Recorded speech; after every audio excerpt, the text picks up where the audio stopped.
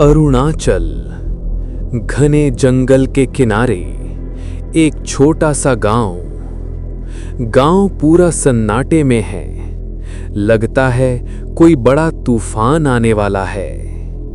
उस गांव के एक घर में रमेश सीता से कुछ कह रहा है। कल रात फिर से कोई जंगल में गया था और वापस नहीं आया।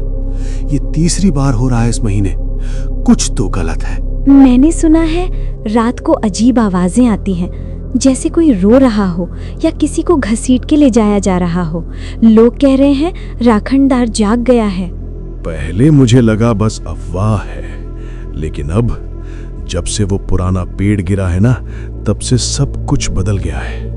वही पेड़ जिसके नीचे पुरानी कहानियां जुड़ी है, जहां किसी ने कभी बलि दी थी।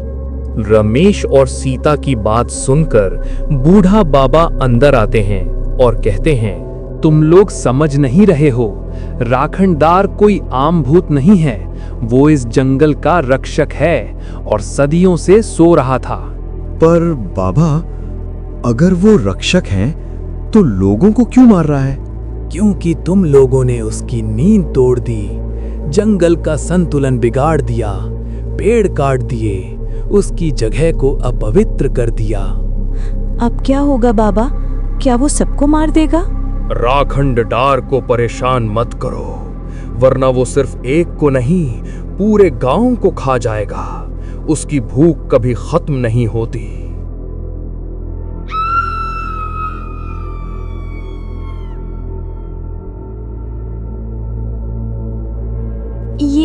ये आवाज जंगल की तरफ से आई है। नहीं, अब और नहीं। हमें सच जानना होगा, वरना अगला नंबर हमारा भी हो सकता है। रुको, जंगल में जाना मतलब मौत को बुलाना। हे राखणदार अब सिर्फ देख नहीं रहा, वो शिकार कर रहा है।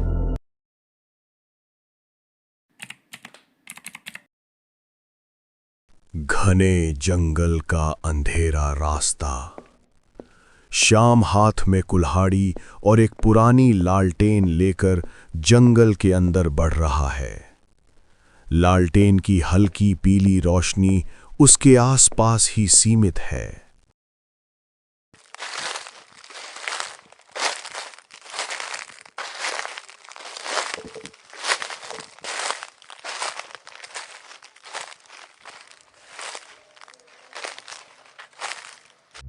अचानक श्याम रुक जाता है। उसे लग रहा है उसके पीछे से कोई आ रहा है। श्याम धीरे से पीछे मुड़ता है। वहां कोई नहीं होता। श्याम आवाज देता है, कौन है? कोई है क्या वहां? अजीब बात है, मुझे तो लगा कोई मेरे पीछे आ रहा है। श्याम फिर आगे बढ़ता है, लेकिन अब उसकी चाल तेज हो गई है। उसका सांस तेज हो रहा है।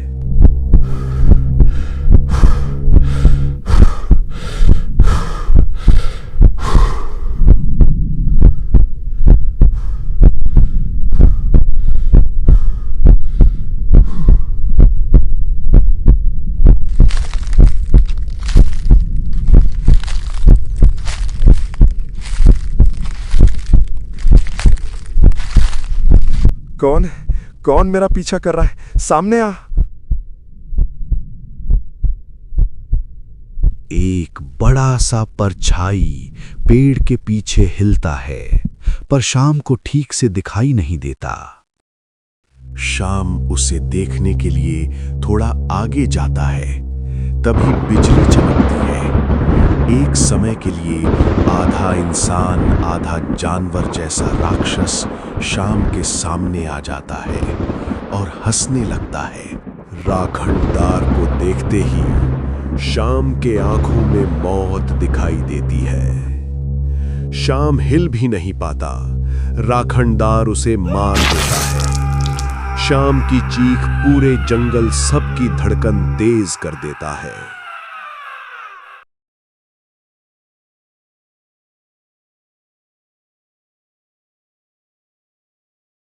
अगले दिन सुबह शाम की लाश जंगल के किनारे एक बड़े पेड़ के पास मिलता है।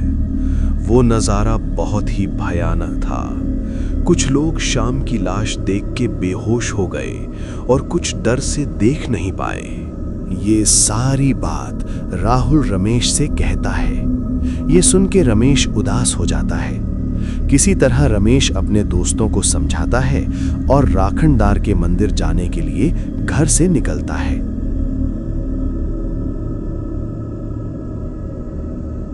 जंगल के अंदर एक पुराना पत्थर दिखता है। पत्थर पे लिखा होता है, राखणदार जंगल का रक्षक है, उसकी शांति तोड़ोगे तो मौत मिलेगा। ये देखने के बाद वो आगे बढ़ते हैं और मंदिर के अंदर पहुंचते हैं। मंदिर चारों तरफ से टूट गया था। मंदिर को तीनों मिल के साफ करते हैं। राखणदार को शांत करने के लिए पंडित दिया जलाते हैं और राखणदार की पूजा करते हैं। इससे राखणदार शांत हो जाता है और सबकी जान बच जाता है।